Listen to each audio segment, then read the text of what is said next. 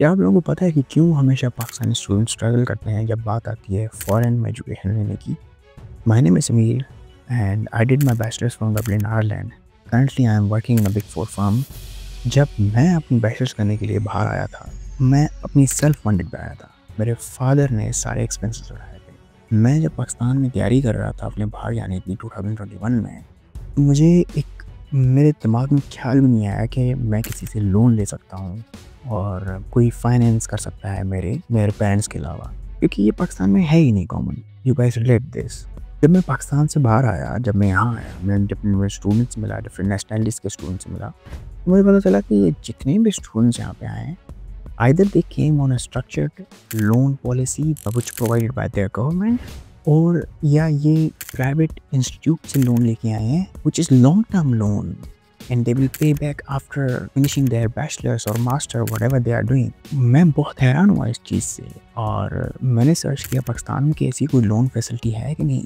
तो मुझे पता चला कि पाकिस्तान में ऐसी लोन फैसिलिटी है, लेकिन it's not accessible for everyone. कुछ बैंक्स प्रोवाइड करती हैं, उन्होंने वेबसाइट पे लिखा है, लेकिन जब आप उन बैंक्स पे जाओगे तो दे से कि वी डोंट प्रोवाइड दिस। और कुछ प्राइवेट कंपनीज़ हैं, इंटरनेशनल कंपनीज़ हैं जैसे कि प्रोजेडी फाइनेंस एंड एम्पावर, वो लोन्स प्रोवाइड करती हैं। लेकिन सवाल ये बनता है कि क्यों हमारे यहाँ एक स्ट्रक्चर्ड लोन पॉलिसी नहीं है, गवर्नमेंट ने इंट्रोड्यूस नहीं की है।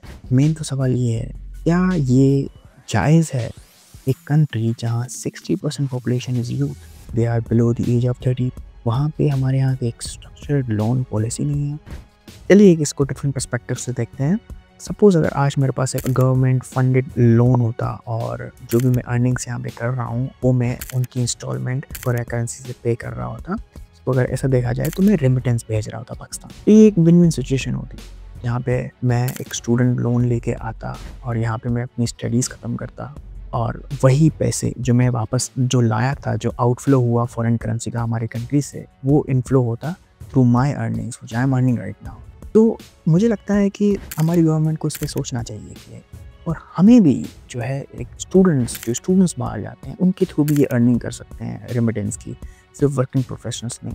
जनरली मैंने ऐसा देखा है कि पाकिस्तान में वैसे ही लोन का कल्चर इतना नहीं है, लोन्स कॉमन नहीं है, चाहे वो होम लोन की बात करें, स्टूडेंट्स लोन की बात करें। अब चलो कार फाइनेंसिंग काफ़ी हद तक है, लेकिन ये सिर्फ इनफ नहीं है। उसका मैं समझता हूँ उसका सबसे बड़ा रीज़न जो है वो हमारी गवर्नमेंट, हमारी स्टेट खुद सबसे बड़ी बोरोवर है बैंक्स की।